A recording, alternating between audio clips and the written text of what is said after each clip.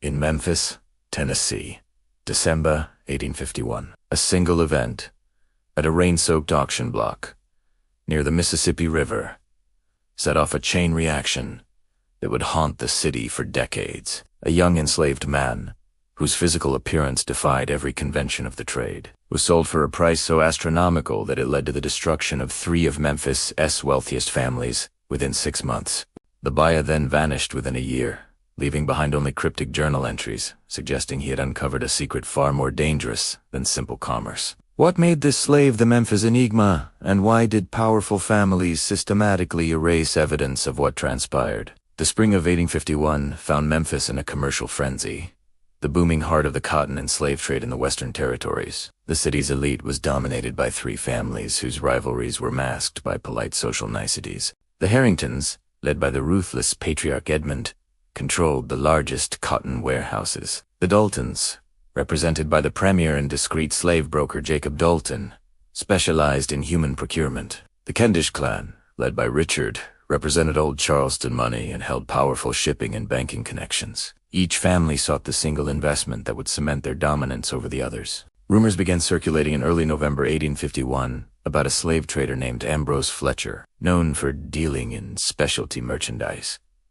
Fletcher, working alone, avoided the public auction houses and grand hotels, maintaining a silence that itself became the story. The whispers claimed he possessed an acquisition of remarkable appearance, not merely handsome, but possessing a beauty and an unsettling intelligence that made grown men stumble over their words. Charles Harrington, the family's young public face, first heard the story during a card game. A tobacco merchant claimed to have glimpsed the slave, describing an awe-striking figure whose bearings suggested nobility rather than bondage. Though Charles initially dismissed the tale as exaggeration, the description persisted. A slave of such exceptional appearance would be the ultimate status symbol in the Harrington household, a visible marker of their wealth and ability to acquire what others could not. Charles soon learned that Fletcher was preparing to leave Memphis, unable to find a buyer despite the intense rumors. The quoted price, $3,000, was astronomical. A prime field hand cost less than half that amount. This price suggested either madness or genuine exceptionalism. On a gray afternoon in late November, Charles arranged a private viewing with Fletcher at his modest boarding house room. Fletcher, a thin man with calculating eyes, quickly noted Charles's appreciation for discretion. "I'm told you of something unusual," Charles replied, maintaining a business-like tone despite his profound curiosity. Charles Harrington, maintaining a business-like composure, stated his intention was to see if the rumors justified the $3,000 price. Fletcher confirmed the price was non-negotiable gold or bank draft, no exceptions reflecting his certainty in the uniqueness of his offering. He then ushered Charles to an adjoining room. The young man who entered, named Marcus, was perhaps 6 feet tall with a slender, well-proportioned build and skin the color of honey. His face possessed a mathematical symmetry with high cheekbones and unusual gray-green eyes that shifted color in the lamplight. More striking than his beauty was his fluid grace,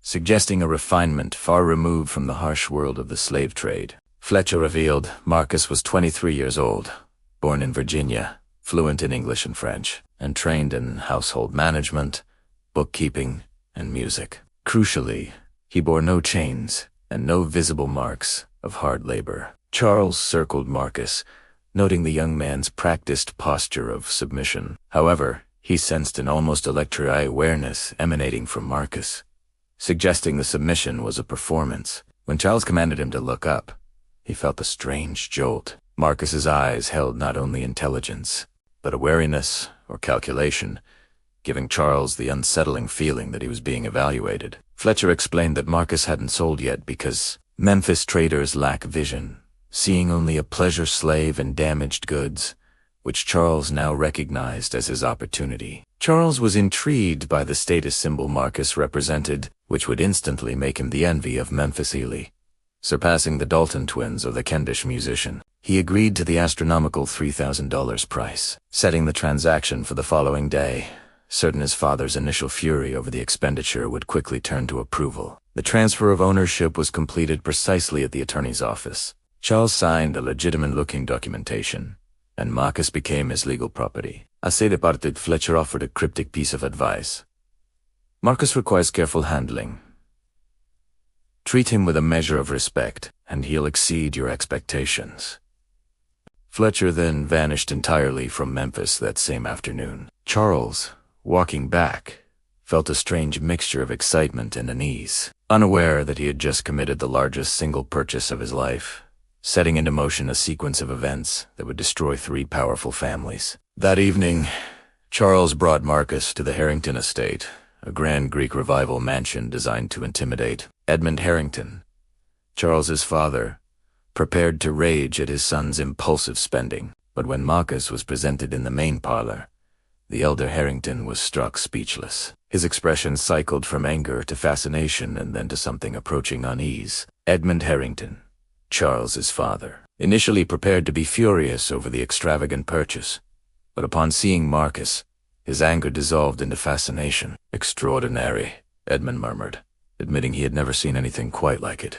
Charles, fueled by pride, explained that Marcus could serve as Edmund's personal secretary and elevate their social standing at dinner parties. Marcus confirmed his abilities, stating his voice was cultured and resonant, and that he could handle complex legal and financial documents. Edmund immediately ordered Marcus quartered in the East Wing, adjacent to his personal study, a move that gave the new slave unprecedented status and proximity to the family, causing immediate concern among the long-serving household staff. The head housekeeper, Bess, bluntly told Charles, "It ain't right," arguing that the other slaves were already unsettled by the newcomer. Charles dismissed her, insisting Marcus was a necessary refinement for business. Indeed, Marcus adapted with a remarkable speed, mastering Edmund's schedule and efficiently organizing years of correspondence, all while moving with quiet grace.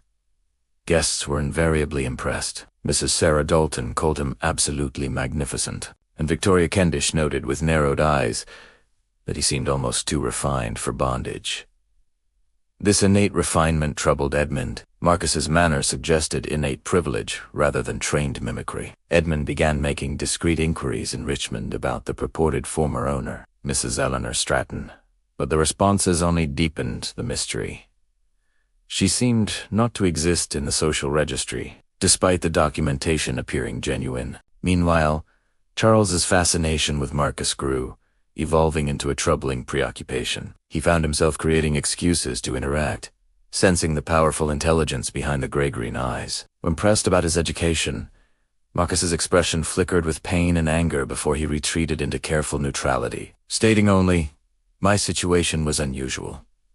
Charles sensed a humanity in Marcus he was raised to deny in slaves, and the curiosity felt dangerous.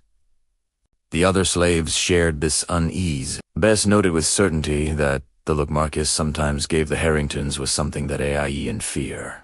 The tension broke one cold evening in January 1852, 6 weeks after Marcus's arrival, when Jacob Dalton, the premier slave broker, paid an unexpected, agitated visit to Edmund. "I want to buy your new slave," Dalton announced, without preamble, offering $5,000, nearly double what Charles had paid. Edmund refused, citing Marcus's invaluable business use. Dalton raised the offer to $6,000, then quietly warned Edmund, "You don't understand what you have in your house, do you?" He revealed that Ambrose Fletcher, the seller, specialized in extraordinary merchandise for private collectors and had vanished immediately after the sale. Dalton implied the documentation was questionable. Edmund's unease deepened when Dalton revealed the critical piece of information.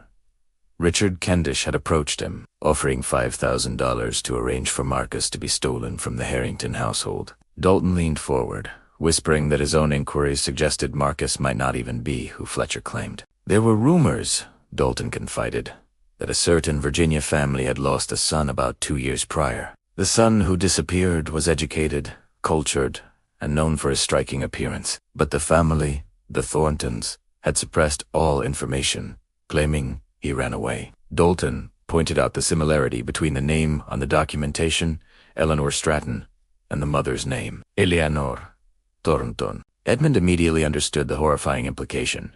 If Marcus was the missing Thornton son, he was a free-born man, illegally enslaved. This meant Marcus's purchase was a criminal act, in which Edmund was an unknowing participant, threatening to destroy the Harrington name. Edmund, though his voice wavered, dismissed it as speculation. But Dalton countered that the risk was real enough to make both he and Richard Kendish willing to pay astronomical sums. Dalton demanded 3 days for Edmund to investigate the claims, warning that Kendish would resort to theft if he couldn't acquire Marcus legally. Left alone, Edmund summoned Marcus and asked the truth.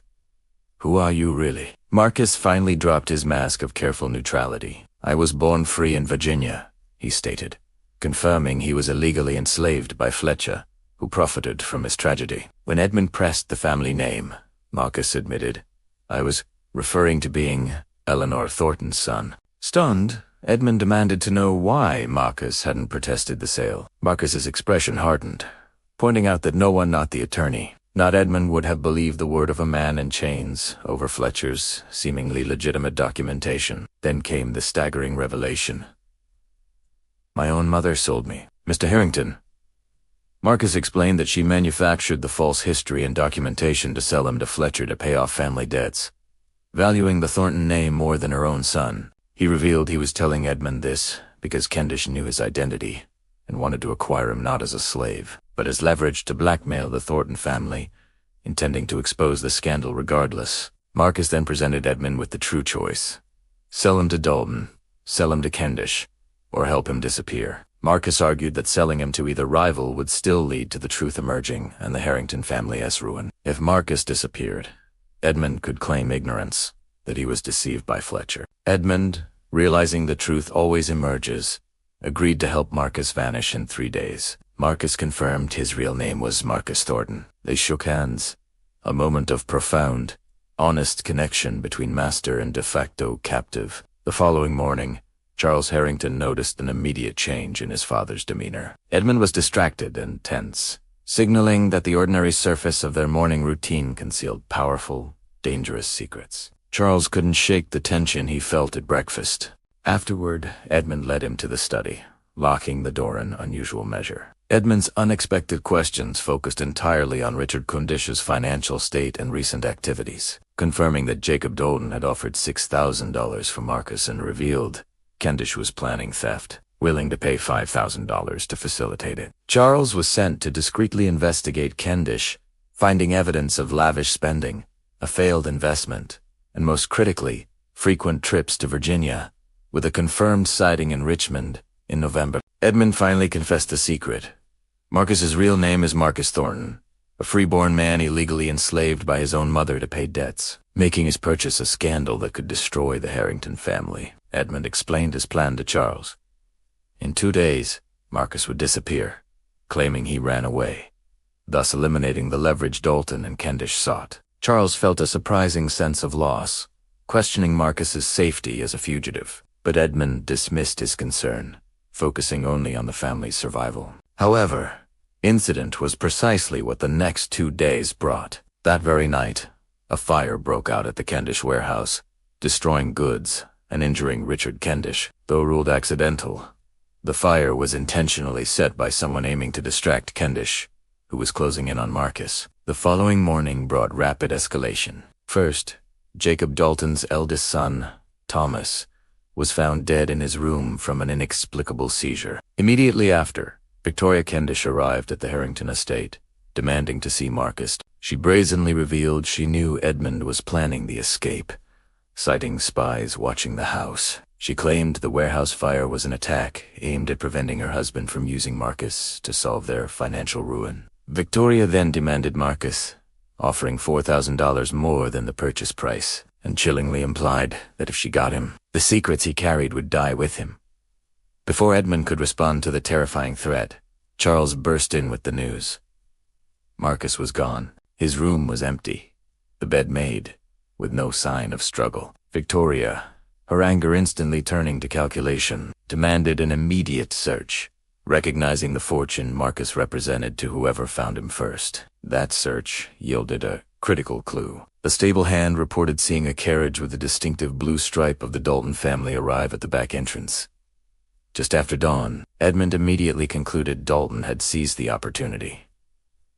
But Edmund was wrong. Jacob Dalton was at that moment grieving his deceased son. The stable hand was correct.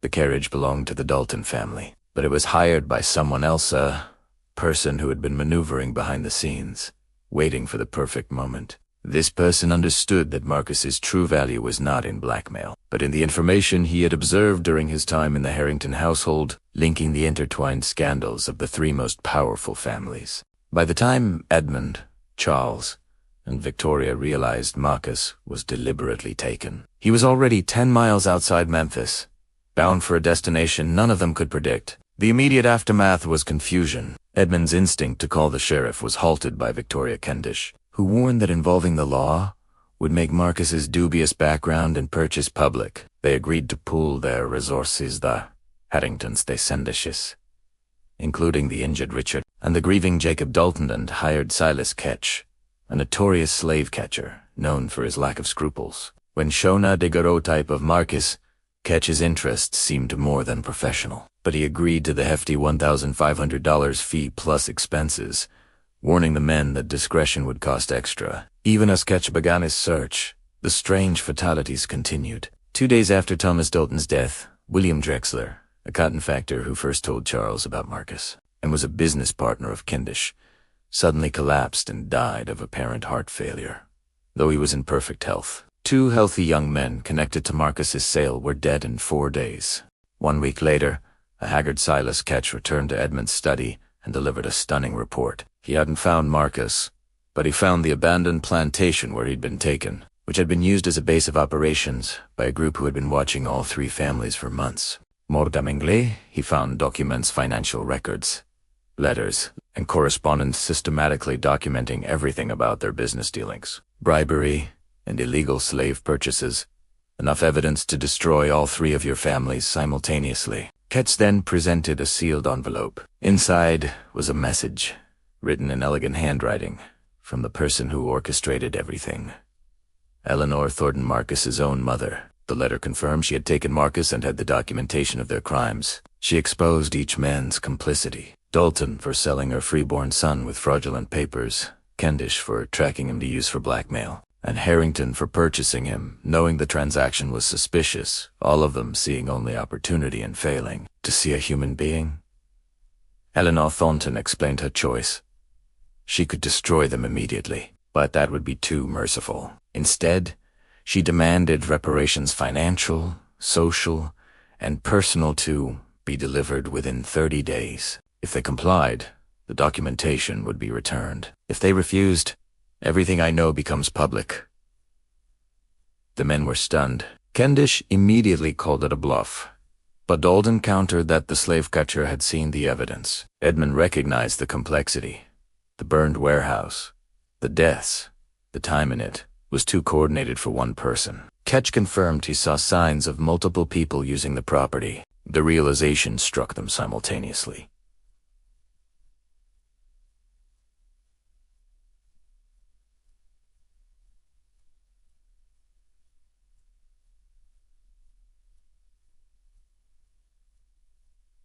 Marcus hadn't been a passive victim. He had been gathering information from inside the Harrington household, his perfect service being an act while he fed information to his mother. That intelligent bastard, Edmund muttered, grudgingly admiring his fury. The 3 men began arguing for over an hour, with Kendish demanding they hunt down and silence them both permanently, while Edmund questioned the wisdom of confronting someone who had already anticipated their every move. The 3 powerful rivals, Harrington, Dalton, and Kendish, were forced into a desperate alliance by the threat posed by Eleanor Thornton. Exhaustion and terror drove them to a temporary agreement.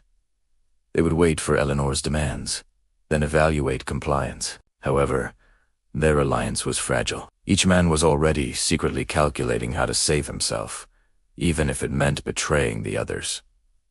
Eleanor, who had orchestrated months of planning, did not simply want compliance. She desired their complete and utter destruction, ensuring they could never again use their power to harm. Eleanor's personalized instructions arrived 1 week later. Jacob Dalton, still reeling from his son Thomas's sudden death, received precise demands. He must write a notarized confession detailing his role in knowingly trafficking Marcus, a freeborn man, and pay $15,000 into a support fund for formerly enslaved people. Compliance meant financial and social ruin, destroying his business and reputation. But refusal meant federal charges and prison time. Dalton sat motionless for hours, overwhelmed by the impossible choice. Richard Sendish Estimans were a recipe for social ruin. He was ordered to sell his assets to establish a school for children of former slaves, apologize and offer restitution to business victims, and publicly resign from all res-exclusive social organizations. His wife, Victoria, flew into a rage, dismissing Eleanor as a hypocrite who sold her own son. Richard quietly countered that the evidence suggested someone else in Eleanor's family sold Marcus, and to Eleanor, their profitable participation made them equally guilty. Edmund Harrington Estimans were the most personally devastating. He was required to free all 16 of his slaves, provide them with documentation and funds, publicly confess his suspicious purchase of Marcus, and resign from all bank boards recommending they cease accepting slave-based collateral. Charles found his father in tears, recognizing that Eleanor was demanding they dismantle their entire life's work. Edmund, in his devastation, admitted Eleanor was right.